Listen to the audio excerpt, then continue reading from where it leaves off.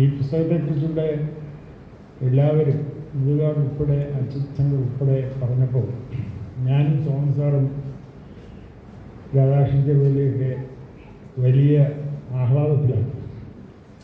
കാരണം ഞങ്ങൾ എല്ലാവരും കൂടി ഈ സാഹിത്യ സംഘം മാസിക, ബുക്കാസയുടെ മാസിക 15,000 കോപ്പിയുള്ള ഒരു പ്രസിദ്ധീകരണമാണ്.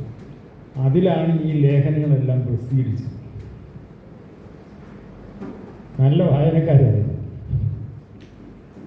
ഓരോ ലക്കവും വായിക്കുകയും അതിനെക്കുറിച്ച് അഭിപ്രായം പറയുകയൊക്കെ ചെയ്യുന്നു. അതുകൊണ്ട് ഞങ്ങൾ ശ്രീ ചന്ദ്രസേനോടത് വീണ്ടും വീണ്ടും എഴുതാൻ പറയുകയും അങ്ങനെ ഒരു പ്രേരണ കൂടി വികാസയുടെ ഭാഗത്തുനിന്ന് ഉണ്ട്. അതിൽ ഞങ്ങൾക്ക് വലിയ പ്രത്യേകമായ സന്തോഷവും ഉണ്ട്. ഇവിടെ മുരുകാട് സാർ പറഞ്ഞ ഒരു പ്രധാനപ്പെട്ട കാര്യം, ഇത് ഈ കാലഘട്ടത്തിന് ആവശ്യമായ ഒരു പുസ്തകമാണ്. ഈ ബുക്കാസയുടെ മാസിക ഞങ്ങളെപ്പോഴും ശ്രദ്ധിക്കുന്നത് വളരെ സമകാലീനമായ പ്രശ്നങ്ങൾ ജനങ്ങളിൽ എത്തിക്കുക, വ്യത്യസ്തമായ വീക്ഷണം ഒക്കെ നമുക്ക് ജനങ്ങളിൽ എത്തിച്ചു വയ്ക്കാൻ ഇങ്ങനെ പറ്റും. അങ്ങനെയാണ് ഈ അന്ധവിശ്വാസങ്ങൾക്കും അനാചാരങ്ങൾക്കും ദുരാചാരങ്ങൾക്കും എതിരെയുള്ള ഒരു ലേഖന പരമ്പര തന്നെ ശ്രീ ചന്ദ്രസേനൻ നമ്മുടെ എഴുതിയിട്ടുണ്ടായി. അതിനിയും തുടരണം എന്നുള്ളൊരു അഭ്യർത്ഥനയാണ്. മറ്റൊരു കാര്യം, ഈ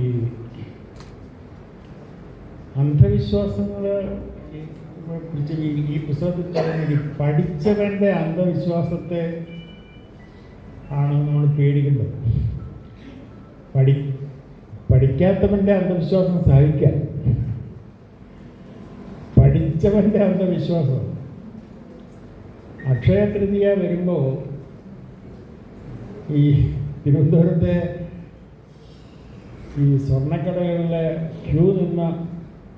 ക്യൂവിങ് പുറത്തോട്ട് നിന്ന് നോക്കിയപ്പോൾ തിരുവനന്തപുരത്തെ വളരെ പ്രശസ്തമായ ഒരു വനിതാ കോളേജിൻ്റെ പ്രിൻസിപ്പൽ ക്യൂവിൽ നിന്നു.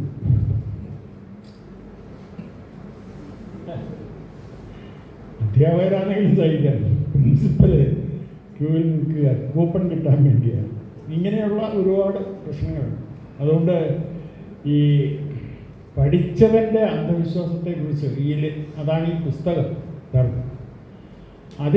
അത് സ്ഥാപിക്കാൻ വേണ്ടി ഇപ്പോൾ നടക്കുന്ന 1-2 കാര്യങ്ങളുണ്ട്. ഞാനത് മാത്രം ചുരുക്കിയെന്ന് പറയാം. അതൊന്ന്, ഈയിടെ സംസാരത്തിലൂടെ നമ്മുടെ ഈ മാസികയിൽ ഈ ആർക്കിയോ ഫ്യൂച്ചറിസം എന്ന് പറഞ്ഞ ഒരു കാര്യത്തെക്കുറിച്ച് എഴുതുകയുണ്ടായി. ആ 2 വാക്ക് വിളിക്കുന്നൊരു ക്ലിയറാണ്. ഒന്ന് ആർക്കിയോളജിയുമായി ബന്ധപ്പെട്ടതാണ്, മറ്റൊന്ന് ഫ്യൂച്ചറിസം. അതൊരു പ്രസ്ഥാനവും കൂടെയാണ്. പക്ഷേ പുതിയ പഠിച്ച അന്ധവിശ്വാസികൾ പറയുന്നത് നമ്മൾ സമൂഹത്തിൽ ഇന്ന് പ്രചരിപ്പിക്കേണ്ടത് ആർക്കിയോ ഫ്യൂച്ചറിസം. കാരണം ആർക്കിയോളജി ആണ് നമ്മുടെ മനസ്സ്. ഏതൊരാളിൻ്റെയും മനസ്സ് പഴയ കാര്യങ്ങൾ അടിഞ്ഞുകൂടി കിടക്കുന്നതാണ്. അപ്പോൾ അത് ഉണർത്തിയെടുത്ത് കൊണ്ടുവരണം. അപ്പോൾ നമ്മൾ ചോദിക്കാം, പ്രാകൃതമല്ലേ എന്നൊക്കെ ചോദിക്കാം. പ്രാകൃതമായതിനെല്ലാം ഉണർത്തിക്കൊണ്ട് വേണം നമ്മുടെ ഈ സമൂഹത്തെ മുന്നോട്ട് നയിക്കാൻ. പരശുരാമനാണ് കേരളം സൃഷ്ടിച്ചത് എന്ന് ഞങ്ങളുടെയൊക്കെ കുട്ടിക്കാലത്ത് പാഠപുസ്തകത്തിലുണ്ടായിരുന്നു. ഈ ആർക്കിയോ ഫ്യൂച്ചറിസ്റ്റുകൾ പറയുന്നത് അതേപോലെയുള്ള അന്ധവിശ്വാസങ്ങൾ, അല്ലെങ്കിൽ നമ്മൾ പറയുന്ന അന്ധവിശ്വാസങ്ങൾ, അത് എല്ലാവരുടെയും മനസ്സിൽ കിടപ്പുണ്ട്. അത് ഉണർത്തിക്കൊണ്ട് വേണം നമ്മൾ ഈ സമൂഹത്തെ മുന്നോട്ട് നയിക്കാൻ. എന്നിട്ട് രണ്ടാമതൊരു പറയുന്നത് ഫ്യൂച്ചറിസം എന്ന് പറയുന്നത് ഭാവിയെക്കുറിച്ചുള്ളതാണ്, ടെക്നോളജിക്കലാണ്, AI ഒക്കെ ബന്ധപ്പെട്ട കാര്യങ്ങളാണ്. അത് വേണം. പക്ഷെ ഫ്യൂച്ചറിസം പുറമേയുള്ള വളർച്ചയ്ക്ക് വേണം. മനുഷ്യൻ്റെ ആന്തരികമായ വളർച്ചയ്ക്ക് ആർക്കിയോളജിയാണ് വേണ്ടത്.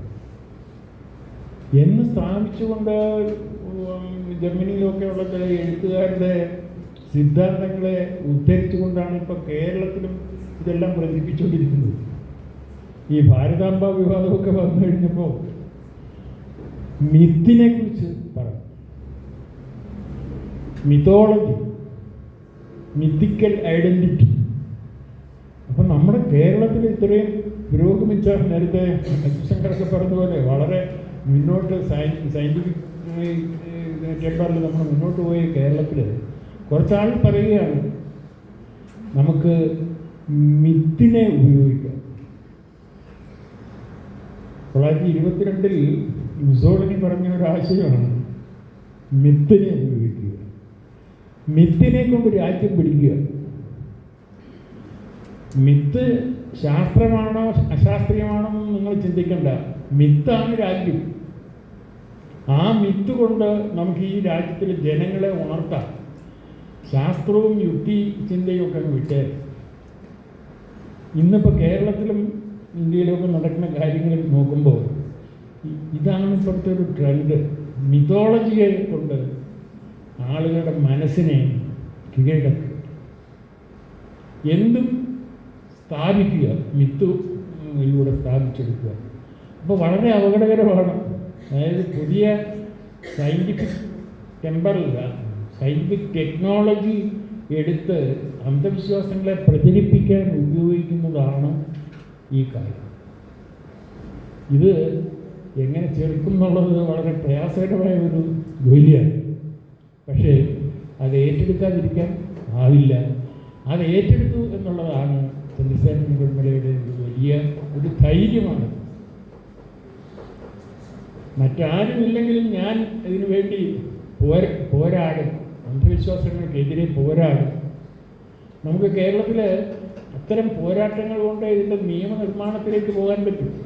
ഇന്നും കേരളത്തിൽ അന്ധവിശ്വാസങ്ങൾക്കും അനാചാരങ്ങൾക്കും എതിരെ ഒരു നിയമം പാസ്സാക്കാൻ കഴിഞ്ഞിട്ടില്ല. അപ്പോഴേക്ക് പലതരം ആർഗ്യുമെൻറ്റുകൾ വരികയാണ്. നേരത്തെ അജിശങ്കർ പറഞ്ഞതിൻ്റെ അതിർവരമ്പ് എവിടെ നിശ്ചയിക്കും, ഏതാണ് അന്ധവിശ്വാസം, ഏതാണ് വിശ്വാസം.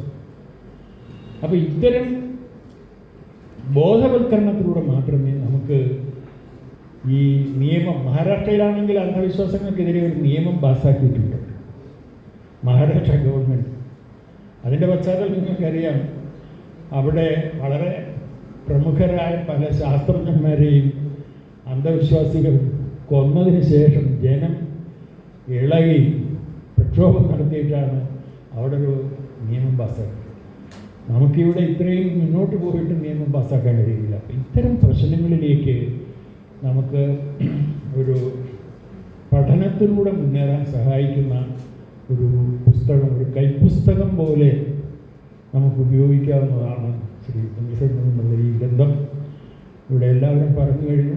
നമ്മൾ ആ പുസ്തകത്തിൻ്റെ പ്രചാരണം ഏറ്റെടുക്കണം.